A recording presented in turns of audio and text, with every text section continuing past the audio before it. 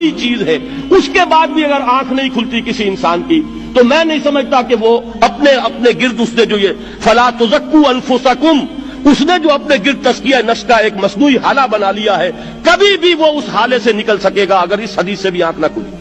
اور وہ حدیث کیا ہے؟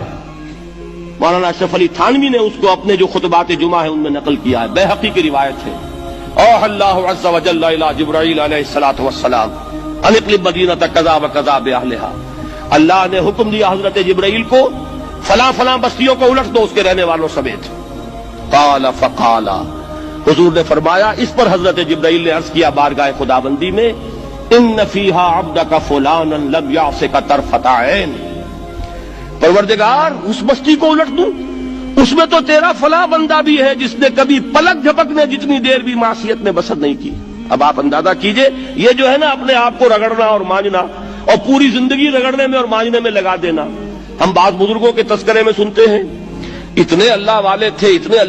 تھے کہ ان کا گھوڑا بھی کوئی مشکوک دانہ نہیں کھاتا تھا، اور وہ خود جو ہے وہ انگریز کی عدالت میں بیٹھے ہوئے اور انگریز کی نوکری کر رہے تھے۔ یہ ہے وہ میکروسکوپک اور مائکروسکوپک کا عدم توازن۔ طاغوت کی چاکری کر رہے ہیں، انگریز کی ملازمت کر رہے ہیں، انگریز کے قانون کی تنفیذ کے اندر اعلی کار بن رہے ہیں،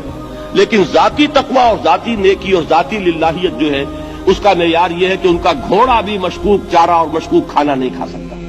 یہ ہے وہ عدم توازن، اس کو نوٹ کیجیے گا، جس کو کہ اس حدیث میں محمد رسول اللہ صلی اللہ علیہ وسلم نے واضح کر دیا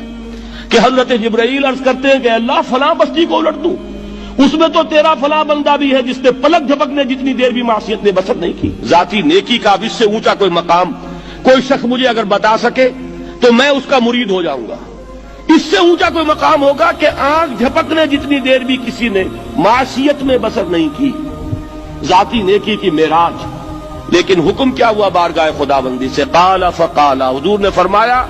اللہ تعالیٰ نے حکم لیا جبرائیل کو، اقلب علیہ وعلیہ، الٹو اس بستی کو، پہلے اس بدبخت پر پھر دوسروں پر۔ کیوں؟ فإن وجهه لم يتمعر في ساعة قط، اس لیے کہ اس کا چہرہ کبھی میری غیرت میں سرخ نہیں ہوا، اس چہرے کا رنگ نہیں بدلا۔ بے غیرت انسان، بدیاں پھیلتی رہیں، میرے دین کو روندا جاتا رہا، میری شریعت کی دھجیاں بگڑتی رہیں، اوامر کا مذاق اڑایا جاتا رہا، نواہی کے لیے دنیا کے اندر جن چیزوں سے میں نے روکا اس کے لیے فلسفے تراشے گئے، اور یہ لگا رہا مست رکھو ذکر و فکر صبح گاہی میں اسے، یہ سوائے ذاتی اپنے اس اصلاح کے اور ذاتی تقوی کے اور ذاتی نیکی کے اور ذاتی عبادت گزاری کے یہ میدان میں نہیں آیا، اس کا خون نہیں کھولا کبھی، اس کے چہرے کا رنگ متغیر نہیں ہوا، لہذا یہ دوہرا مجرم ہے۔ یہ ہے وہ تصور جو یہاں پر نوٹ کیجئے۔ ہاں، اس کے یہ معنی بھی نہیں ہے کہ نماز بھی نہیں پڑھ رہے، روزہ بھی نہیں رکھ رہے، اقامت دین کے کارکن ہیں، فرض نماز آ گئی ہے وہ چلی جا رہی ہے، جماعت کا کوئی اہتمام نہیں ہے۔ اب یہ دو انتہائیں ہیں، ایک انتہا یہ کہ وہ تزکیہ نفس جو ہے اسی میں وہ رگڑنے اور مانجنے کا عمل جاری ہے، ایک یہ کہ اس کا سرے سے کوئی تعلق ہی نہیں، اپنی ذات سے بحث ہی نہیں۔ وہ کیفیت وہ ہو گئی ہے جو یہود کی آئی ہے قرآن مجید میں کہ تامرون الناس بالبر وتنسون انفسکم وانتم تتلون الکتاب، کیا تم لوگوں کو نیکی کا حکم دیتے اور اپنے آپ کو بھول جاتے ہو؟ یہ دوسری انتہا ہے۔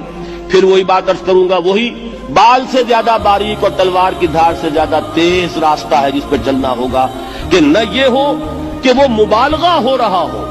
اپنی ذاتی اصلاح میں تو مبالغہ کی حد تک آگے جا رہے ہیں، اور دوسرے یہ کہ اپنے دین کی تبلیغ و اشاعت، اقامت دین کی جد و جہد، اس کا کھانا ہی نہیں کھولا زندگی میں، وہ کھاتا ہی نہیں کھلا ہے۔ یہ ایک انتہا ہے۔ دوسری انتہا یہ ہے کہ انسان یہ سمجھے اپنے آپ کو کہ میں تو مجاہد فی سبیل اللہ اور دین کا کارکن اور دین کا میں اللہ کے دین کو قائم کرنے کی جد و جہد کرنے والا ہوں، جبکہ